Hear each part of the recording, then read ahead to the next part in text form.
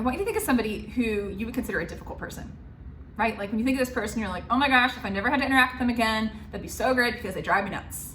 Can you think of somebody? Maybe it's like a colleague or a friend or family member or neighbor, for all I know, but somebody comes to mind for you when you hear that. So what I'm gonna walk through today is something that can help you build more compassion and empathy for that person.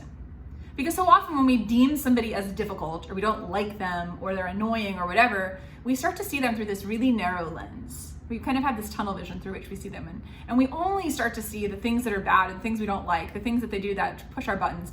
And we miss out on the fact that they are a whole human being that has other things to offer and other elements to who they are. And so I learned about this thing called Just Like Me after reading about an article that was written about Paul Santagata, who's the head of industry at Google. And one of the exercises that he uses to foster a greater sense of psychological safety, to help shift his own mindset, and to help him interact and engage with people in a more empathetic way, it's called Just Like Me. And so I want you to think about that person that you thought of at the very beginning of this video, the person who is really difficult or annoying, or you don't really like them, or they drive you nuts. And as I'm going through and saying these 5 statements, I want you to plug in their name for the phrase this person. All right? So here we go. This person has beliefs, perspectives, and opinions, just like me. This person has hopes, anxieties, and vulnerabilities, just like me. This person has friends, family, and perhaps even children who love them, just like me. This person wants to feel respected, appreciated, and competent, just like me.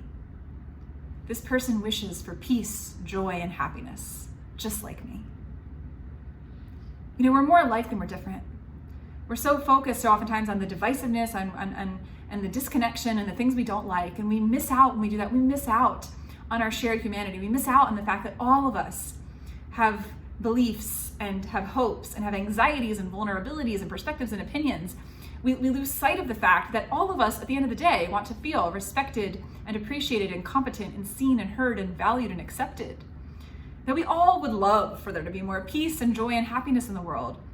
And so imagine what would happen if you were to take that mindset and that intention into your interactions with people before you have those interactions, that you would use that as the frame to acknowledge and say, you know what, this person may have some behaviors that kind of annoy me and drive me nuts, but at the end of the day, this person has all of these things that are true about them that are also true about me. And how can we come from a place of shared humanity and have that be the lens through which we see each other?